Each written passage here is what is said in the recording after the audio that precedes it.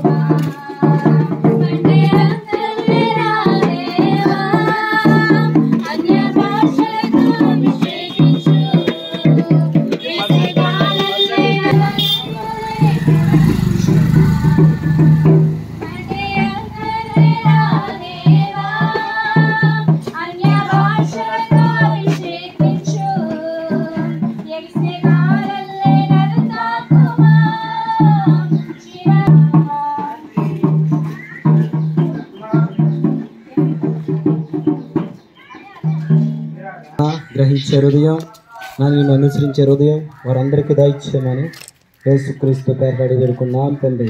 ఆమేన్. దేవుని స్తోత్రం. హల్లెలూయా. ప్రభునందు ప్రియుల గ్రంథంలో అనేకమైన మాటలు ఉన్నాయి. సర్వ సృష్టికి వెళ్ళి మీరు సువార్త ప్రకటించండి. ఎందుకన్నాడంటే ఆ మాట, సర్వ సృష్టికి వెళ్ళి మేము సువార్త ప్రకటించిన ఎడల అనేకమైన ఆత్మలు కట్టబడాలని ఆయన ఆశ. అయితే కూడా కానీ అవి పెడచెవిన పెట్టొద్దు. ఎందుకంటే మేము ఎన్నో పనులు భారాలు వదిలిపెట్టేసి మీ ఊరికి వచ్చాం దేవుని సువార్త ప్రకటించడానికి. సంతోషంగాను ఆనందంగాను ఆయనకి మంచితనంగాను ఉండాలి అని ప్రభు అయిన యేసుక్రీస్తు వారు చెబుతున్నాడు. ప్రతి ఒక్క విషయంలో కూడా మనం అన్నిటిలో కూడా ఈ మైకు చూడండి, ఈ మైకు ఒక గ్యారంటీ అనేది ఉంటుంది, ఒక సంవత్సరం అని, ఒక 6 నెలలు అని. మన ఇంట్లో ప్రతి ఒక్క వస్తువుకు కూడా గ్యారంటీ అనేది ఉంటుంది. అలాగే మన జీవితంలో మనం బ్రతికినంతకాలం ఇన్ని సంవత్సరాలు బతుకుతామని ఒక గ్యారంటీ అనేది ఉందా? లేదు ప్రియులారా. ఎందుకంటే ప్రభు ఎప్పుడు వచ్చినో మనకి తెలియదు, మన మరణము ఎప్పుడు వచ్చినో మనకి కూడా తెలియదు. ఎందుకంటే ప్రభు అయిన యేసుక్రీస్తు వారు ఆయన మరణము మన కొరకు ప్రాణం గ్యారంటీ లేదు. అయితే మన ప్రభు అయిన యేసుక్రీస్తు వారు అనేక మార్లు చెప్తా ఉన్నాడు, నేను ఎప్పుడు వచ్చినా తెలీదు కానీ నువ్వు నా కొరకు బ్రతకాలి అని ఎంతో ఆశపడుతున్నాడు. ఆయన తండ్రి అయిన దేవుడు చాలా ఆశపడుతున్నాడు. ఎందుకనంటే మనం ఎంతగానో మంచిగా జీవించాలి. ఇతరులకు ఒక్కరు కూడా ఎందుకు వచ్చారు ఈ ప్రజలు, అసలు ఏంటి, వీళ్ళకి పని లేదా ఏంటి, వీళ్ళ ఉద్దేశం ఏంటి అని ఒకసారి మీరు ఆలోచించండి. మన జీవితంలోనూ అనేకమైన వ్యర్థమైన కార్యాలు చేస్తూ ఉంటాం, ఎంతో టైం వెచ్చించి వాటికి వెళుతూ ఉంటాం. కానీ మనం ప్రతి వస్తువుకి గ్యారంటీ ఉంది మనకి. లేదంటే ఆయన ఆయన స్వరూపంలో చేశాడు. ఆయన స్వరూపంలో చేసి మన మరణం ఎప్పుడు వస్తుందో తెలియదు, ఆయన ఎప్పుడు వస్తాడో తెలియదు.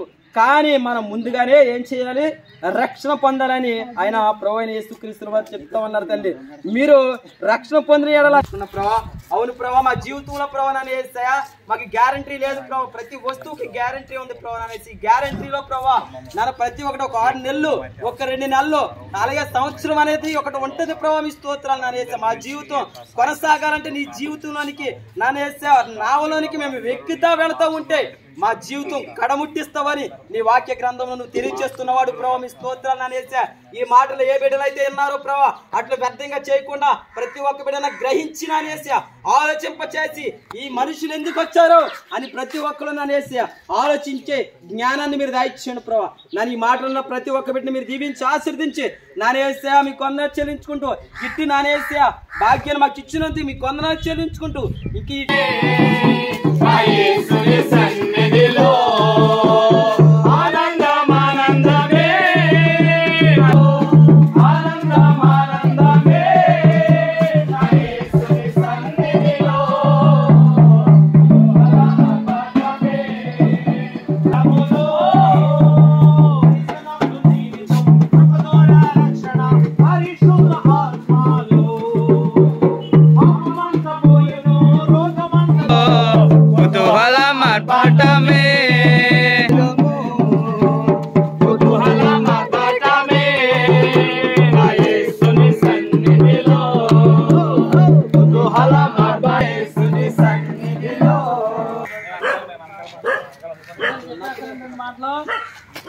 ప్రభునందు ప్రియమైన ఈ ప్రాంత వాసులందరికీ కూడా ప్రభు యేసుక్రీస్తు వారి నామమున హృదయపూర్వకమైనటువంటి వందనాలు తెలియజేస్తా ఉన్నాం. ప్రియమైన దేవుని బిడ్డలు ఉన్నది, యేసులో నెమ్మది ఉన్నది. అటువంటి శక్తి కలిగినటువంటి యేసయ్యను గురించి సమయంలో ఉంచుతారో, యేసయ్యను నమ్మరో వారందరి జీవితాలలో కూడా దేవుడు సమాధానం ఇవ్వడానికి, సంతోషాన్ని ఇవ్వడానికి ఆయన సమర్థుడై ఉన్నాడని ఈ సమయంలో మీకందరికీ ప్రేమపూర్వకంగా తెలియజేస్తా ఉన్నాం. ప్రియమైన దేవుని బిడ్డలారా, బైబిల్ గ్రంథంలో ఒక చక్కటి సందర్భం రాయబడి ఉంది. యోహాను సువార్త 5 ఇతని పరిస్థితిని చూశాడంటే దేవుని స్తోత్రం చెప్తారు. ప్రభా వారి ఇబ్బందులు అక్కరను చూస్తున్న దేవుడు నాయన, అయ్యా బిడ్డలందరూ నీ వైపు తిరగలిగిన కృపను దయచేయండి. పక్షవాయువు గలవాని జీవితంలో సంతోషాన్ని ఇచ్చినట్లుగా ప్రభా ఈ ప్రాంత వాసుల జీవితాల్లో సంతోషాన్ని అనుగ్రహించండి, ఆనందాన్ని అనుగ్రహించండి ప్రభా. నీ కృపతో ప్రతి ఒక్కరిని మీరు దీవించండి నాయన. వేరే సహాయం అన్నిటిని మించి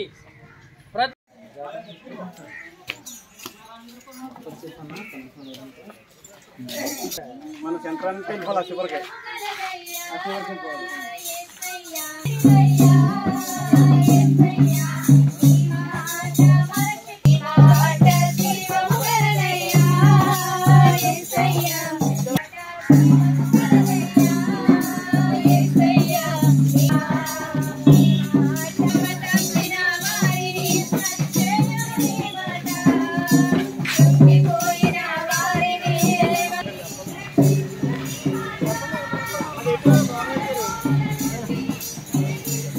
అయ్యగారు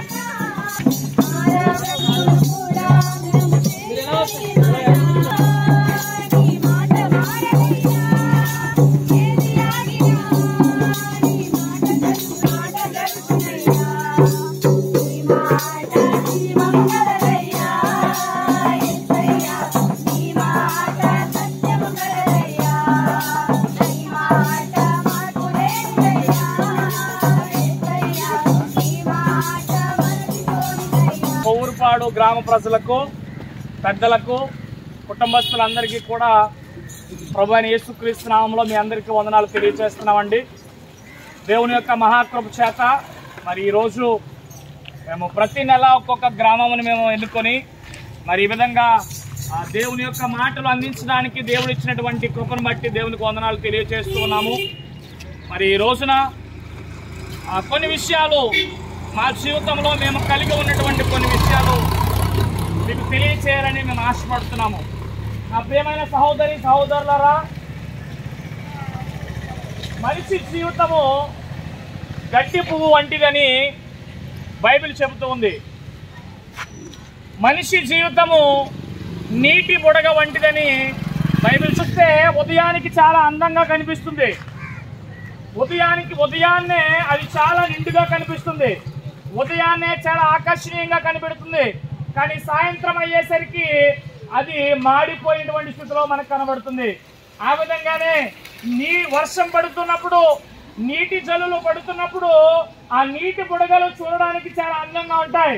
కానీ కళ్ళు మూసి కళ్ళు తెరవకుండానే ఆ నీటి బుడగలు కనుమరుగైపోతాయి. నా ప్రియ సహోదరులారా, నా ప్రియమైనటువంటి కుటుంబస్తులారా, మానవ జీవితం కూడా కళ్ళు తెరిచి కళ్ళు మూయగానే ఆవిరైపోయినటువంటి ఈ జీవితాలు మన జీవితాలు. ఇలాంటి మన జీవితాల్లో ప్రాణం ఉన్నంత వరకే ఈ శరీరానికి విలువ ఉంటుంది. మన జీవితంలో ప్రాణం లేకపోతే ఈ శరీరానికి విలువ ఉండదు. నా ప్రియ సహోదరులారా గమనించండి, ప్రాణం ఉన్నంత వరకే ఈ లోకంలో పగలు, కక్షలు, అసూయలు, ప్రాణం ఉన్నంత వరకే మనిషిని చంపడాలు, లేకపోతే ఈ శరీరానికి విలువంటూ లేదు అనేటువంటి విషయాన్ని మీరు గమనించవలసిందిగా మేము తెలియజేస్తున్నాము. నా ప్రియ సహోదరులారా, మానవ జీవితము చాలా విలువైనది, మానవ జీవితము చాలా అద్భుతమైనది. కానీ ఈ రోజున ఎక్కడ చూసినా ఎక్కడ విన్నా మనిషి చంపుకుంటున్నాడు, మనిషిని ఇదిగో తిట్టుకుంటున్నాడు. పగలు, కక్షలు, అసూయలతో ఈ రోజున మనం చూస్తే మరి ఇరాన్ దేశానికి, ఇస్రాయేల్ దేశానికి ఇలా అంటే కూడా యుద్ధాలు, ఎక్కడ చూసినా యుద్ధాలు. ఈ యుద్ధాలు జరుగుతున్నటువంటి ప్రదేశంలో ఎక్కడ విన్నా ఏం విన్నా మనం భయంతోనే మనం నిండుకొని ఉన్నాం. పిల్లలు గమనించండి, మరి ఈ రోజున ప్రతి ఒక్కరు కూడా చనిపోవాలి. అందరం కూడా ఈ లోకాన్ని విడిచిపెట్టవలసినటువంటి ఉండదు. ఈ లోకంలో మనం మరణించక ముందే మనం సృష్టించిన దేవుని మనం తెలుసుకోవాల్సినటువంటి అవసరం చాలా ఉంది. ఈ రోజున ఈ యొక్క ప్రకృతి చాలా అందంగా కనబడుతుంది, కొండలు చాలా అందంగా కనబడుతూ ఉన్నాయి, నక్షత్రాలు చాలా అందంగా కనబడుతున్నాయి. అది దేవుని సృష్టి. ఆ సృష్టి మరణించక ముందు ఇదిగో దేవుని తెలుసుకోవాలని తెలియజేస్తున్నాను. తోడి మాటలు దీవించును గాక. ప్రార్థన చేసుకుందాం.